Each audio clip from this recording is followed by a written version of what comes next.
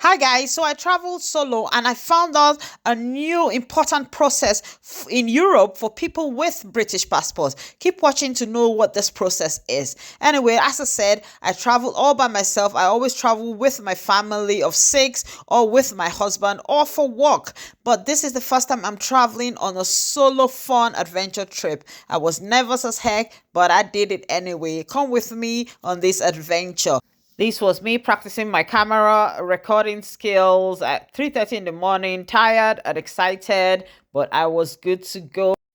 Passport check because I have a phobia for losing passport. Story for another day. Anyway, that's me walking towards the place where I got a drink at 4 a.m. in the morning only in Scotland. Is that okay? But don't judge me. I have never been this anxious about a trip before. I don't know why I was nervous, and I needed it for this part, the most stressful part of every journey. Yeah, security. If you know Ryanair, you know how much they stress you to with walking to the farthest gate ever. But here I was smiling because I was almost on the plane. One final passport check.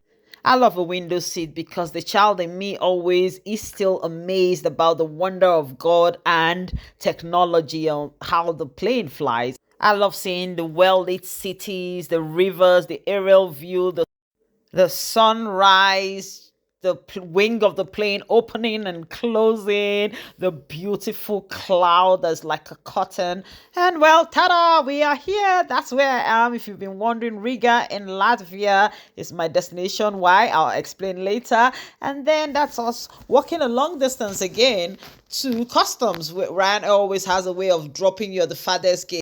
Well, I guess you get what you pay for. So I can't really complain. Budget airline. Anyway, this is the part you might be waiting for. The new process is that if you're British and you're going to any European country, they will have to take your fingerprint every single time you enter the new country. And sometimes they would have to take your photograph as well. This is to stop people from staying over the 90-day limit. To be able to control this, they have to do biometrics on arrival. Unfortunately, this means much longer queues at immigration. Don't get me wrong, there has always been queues, at least since Brexit. There's been queues, but this queuing, oh my God, it's a different level. We queued for almost 2 hours, and this is a small country. Not a lot of flights coming in, and we still had to queue for almost 2 hours, but it felt like forever. It was hot. So yeah, prepare yourself. If you're going to Spain, France, Portugal, popular countries like that, you might need to make sure you expect and prepare for way longer queues because it is time consuming to take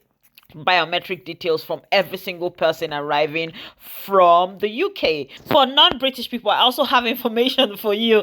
Well, if you are from Schengen countries, your process is straightforward. You have a quick pass gate, you just go away. But if you're from other countries that is not British or not Schengen, then your case is even worse because you'll be on the queue with us, and when it's your time, they take almost 10 minutes to question you and ask for your paper, for your hotel. I saw the people in front of me being scrutinized for over 10 minutes. Mine was straightforward. I didn't get asked any question. They just took my fingerprints.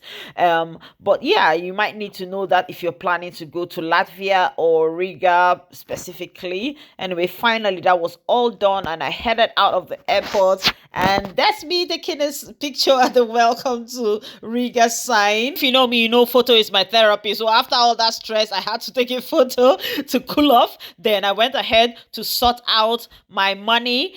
They use euro here, so I got a few euros. Got a SIM card. Then I proceeded outside the airport. Normally at this stage, we will rent a car. We always rent a car in every country, but in Latvia, it is left-hand drive, and I'm not that confident. I'm not driving in a new country. My husband usually does the driving, so I decided public transport is the way to go. But I didn't want to take a taxi. I was going to do it the backpacker way, so I tried to get a bus. And so far, so good. I didn't get lost. I got on the bus, and I got to the place I was supposed to get off and walk to my hotel. I'm just enjoying the scenery at the moment, and at least for now, I'm not pulling my hair out or swearing. So I'll keep you posted on how I get on. Hopefully this will be a fun trip. If you like this kind of video, please support me, and I'll share most of my journey with you on this trip and many more of our adventures. Till next time, keep living, loving, and laughing. Bye for now. Mwah.